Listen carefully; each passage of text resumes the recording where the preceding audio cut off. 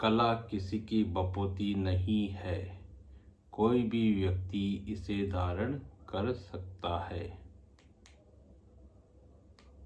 ये शब्द थे प्रसिद्ध कला शिल्पी श्री देवी प्रसाद राय चौधरी जी के।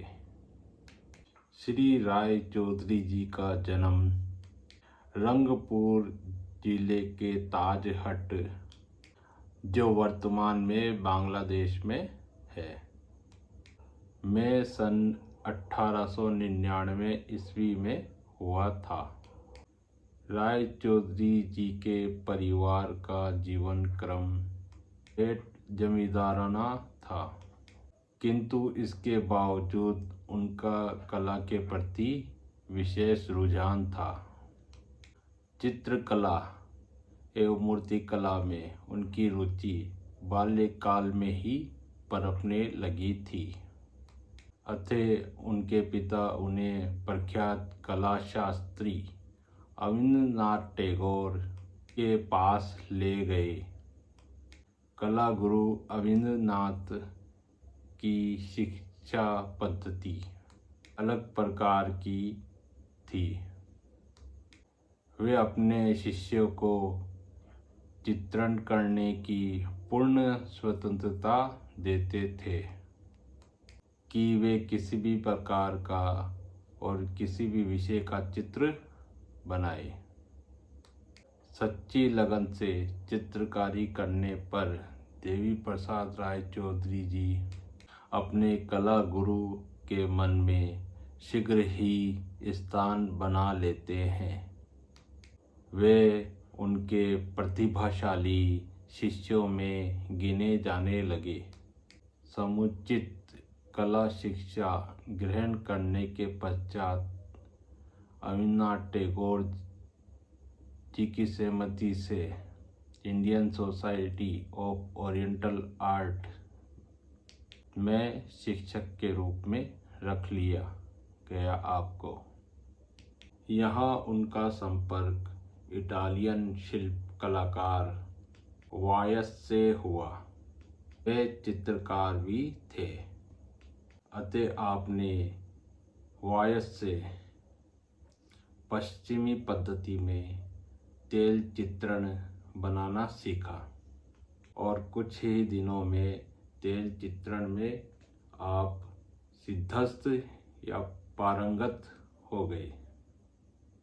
दुर्गा पूजा यात्रा तेल रंग का उत्कृष्ट चित्र है।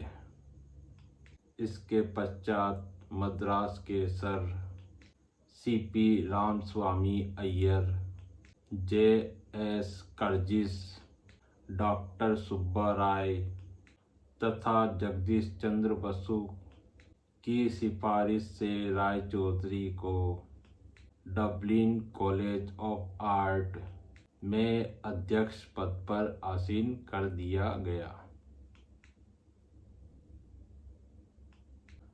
यहाँ आपने 28 वर्षों तक शिक्षण कार्य ही नहीं किया, अपितु कॉलेज की उन्नति के सूत्रधार भी रहे। वे राष्ट्रीय ललित कला अकादमी के फेलो एवं अध्यक्ष भी रहे। आपका शिल्प एवं चित्रण में रुझान। चित्रकला के साथ साथ देवी प्रसाद राय चौधरी मूर्तिकला में भी विशेष रुचि दर्शाने लगे और दोनों विद्याओं में पृथक ढंग से अपनी भावनाओं को ढालते रहे। एक और वाष्प पद्धति में रंगों और रेखाओं को उकेरते, वहीं दूसरी ओर माटी व कांसे की मूर्तियां गढ़ते। निरंतर अभ्यास से आपने दोनों कलाओं में महारत हासिल कर ली। कहा जाता है कि देवी प्रसाद राय चौधरी जी और अविंद्रनाथ टैगोर जी के चित्रों में इतनी समानता थी कि दोनों के चित्रों को पृथक करना असंभव था। आपकी अधिकांश प्रतिमाओं में विषम परिस्थितियों का द्वंद्व संघर्ष निरूपित हुआ है। राय चौधरी जी ने श्रमिक और उनके जीवन की कितनी ही समस्याओं को छुआ है। निम्न वर्ग के संघर्षपूर्ण जीवन और दीनहीन मजदूर आपकी कला की प्रेरणा रहे हैं। आपकी सुप्रसिद्ध काव्य प्रतिमा श्रम की विजय में संघर्ष और कश्मकश की अलग अलग लीकें पहचानी जा सकती है। इस प्रकार अन्य मूर्ति शिल्पों, जब शीत ऋतु आती है, सड़क बनाने वाले प्लास्टर में उनके उदार एवं करुणा का भाव झलकता है। 1925 के आसपास आप देश के प्रथम कोटि के शिल्पकार एवं चित्रकार माना जाने लगे। आपके शिल्प निर्माण,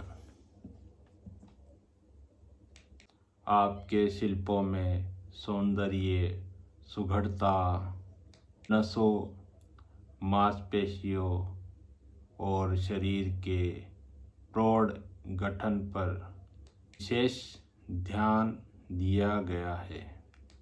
स्नान करती नारी एक आदर्श निर्माण का उदाहरण है। इस प्रकार आप मिट्टी में प्राणों को थिरकता हुआ देखना चाहते थे। आपके मूर्ति शिल्पों पर रोंदा और बोरबेले का प्रभाव पड़ा। आपने स्त्री आकृतियों के चित्रण में सौंदर्य एवं हाव भाव का बड़ा ही स्वाभाविक चित्रांकन किया है। इनमें भूटिया औरत, तिब्बत की बालिका, नेपाली लड़की, लेप्चा कुमारी प्रमुख है। इसने स्निग्ध उपरोक्त चित्रों में उज्ज्वल आभा, एक कलाकार का सुनहला स्वप्न, नई नई कल्पनाओं की उमंग, प्रेम पीड़ित नारी की मनोव्यथा, कमल उगे हुए पोखरों में उनके मुरझाए मन प्रकट हुई है।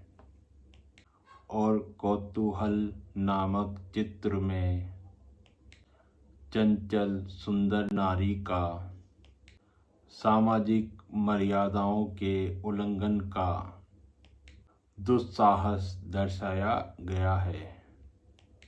आपके द्वारा बनाए गए व्यक्ति चित्रों में Rabindranath Tagore, OC Ganguly, Percy Brown, Mrs Blackwell आदि है। मुसाफिर खतरनाक रास्तों नामक चित्रों में आपने एक राहगीर जिसकी दाढ़ी है, वहीं दूसरे चित्र में मानव का संघर्ष व घोर श्रम को प्रदर्शित किया है। तूफान के बाद आरती, स्नान का घाट आदि चित्र भी आपकी विभिन्न रुचियों के द्योतक हैं। नवीन तकनीकों में कार्य आपके द्वारा कभी कभी बनाए गए चित्र या प्रतिमाओं जो पूरी होने को होती थी, उन्हें आप इसलिए मिटा देते या तहस नहस कर देते या डिस्ट्रॉय कर देते कि कहीं आपकी कलाकृति या चित्र ऐसा ना लगे कि वे दूसरे चित्रकार की या कलाकार की या मूर्तिकार की अनुकृति हो।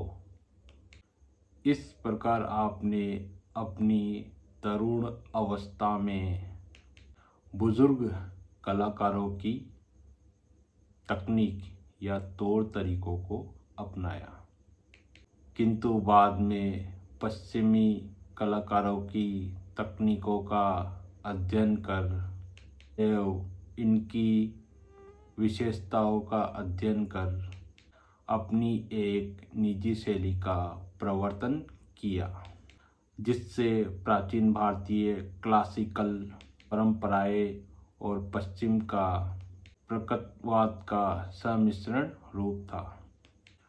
आपके द्वारा विभिन्न माध्यमों में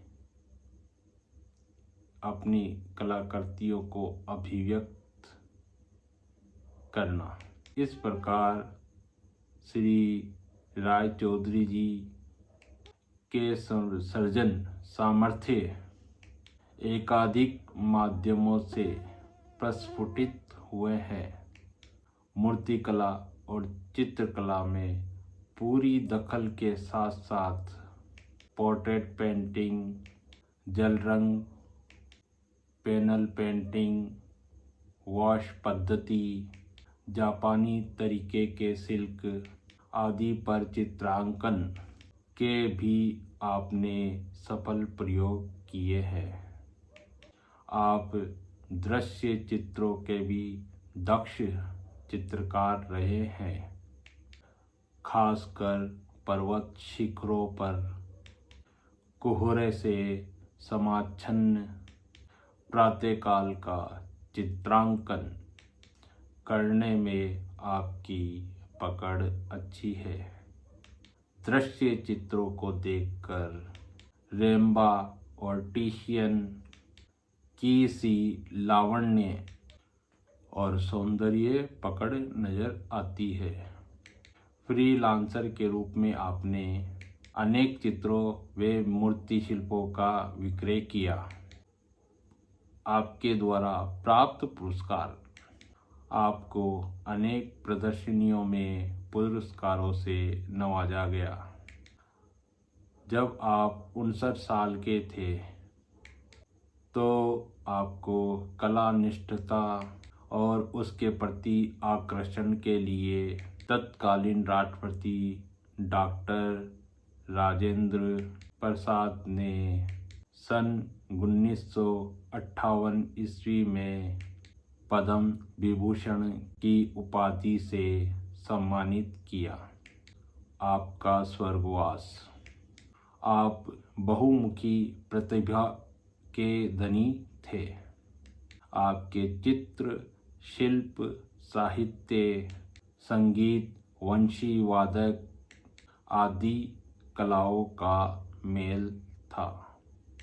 इसके अतिरिक्त प्रख्यात शिकारी और आप एक पहलवान भी थे।